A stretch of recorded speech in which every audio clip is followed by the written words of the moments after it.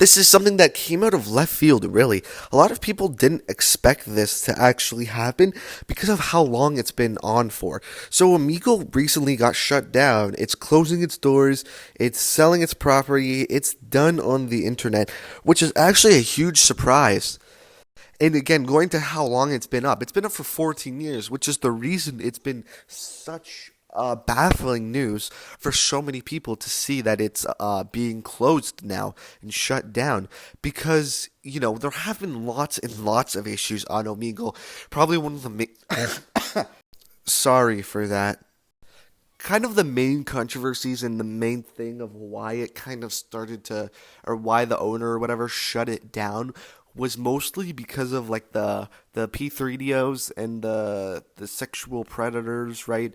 Those kinds of people, because the guy had actually gotten sued 3, 4 times. Like he'd gotten sued multiple times because of things like this, because of people being victims, because of these predators being on Omegle and preying on children, because of 11-year-olds getting matched with 52-year-olds, right? There's a lot of wrong things that are happening. And then they're not trying to do it. They're not like, hey, this guy over here, he's a serial killer and he'd love to meet you. He's a really nice guy. He only eats guys. And I think that you're a perfect match for him. You're an 11-year-old boy, right? But that's not the case. It just kind of randomly happens.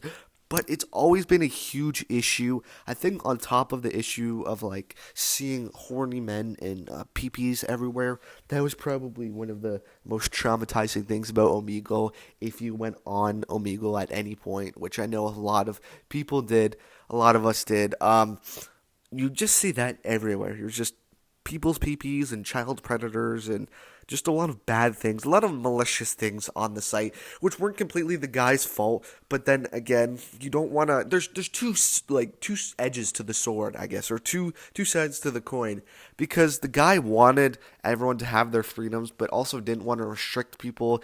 Didn't want those bad people on the website, but at the same time, by restricting things of those natures, you're also restricting the people on the site who use it, who are law-abiding citizens, good people, right? So I can understand the dual-edged sword, but I think he could have done like slightly more maybe to help get rid of those people. But I can understand what he means, I guess, from like not trying to restrict people who just don't do anything bad on Omegle.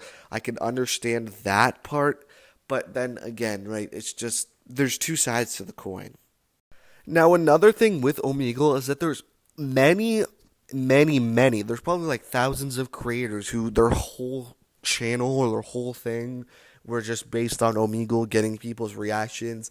And it's a good premise and it's a good idea. Omegle is actually like such a great idea for content, especially like just getting people's reactions to specific things or pranks or whatnot, funny things to do on people, because there's so much creative and so many cool things that you can do with the video and editing and stuff like that.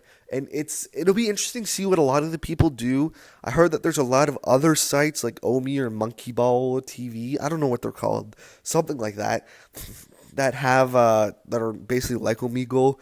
But at the same time, does that mean all these predators and stuff like that are going to go to those websites or applications or whatever as well? So it'll be interesting what's going to happen with all these creators and all these stuff, because so many people made livelihoods out of this. And it's like interesting what's going to happen past Omegle or Omegle.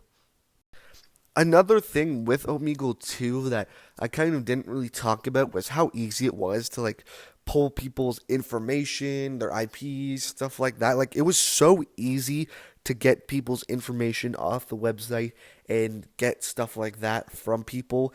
So that was also a really scary thing about using Omegle, is that it was not safe whatsoever for people on the internet or people using it. So if you did get malicious people there, if they knew how to do it, which, it really wasn't too hard at all. I know people who knew how to do it. I didn't do it, but I knew people who knew how to do it. They didn't really use it, but they knew how to do it because it wasn't hard at all. So if you do have malicious people, they could find your IP address, find personal information, and then that causes a whole new issue, especially with the predators and stuff. But regardless of all the stuff that I've told you, what are your stories on Omegle? Let me know in the comments, because Omegle has been such a huge part of the internet. It's been around for 14 years. A majority of people's Gen Zers' lives, a good chunk of Gen Zers' lives, more than Gen Alpha's lives. It's been a huge part of so many people, and it's been up for so long, and it's kind of crazy that it's finally being done, shut down.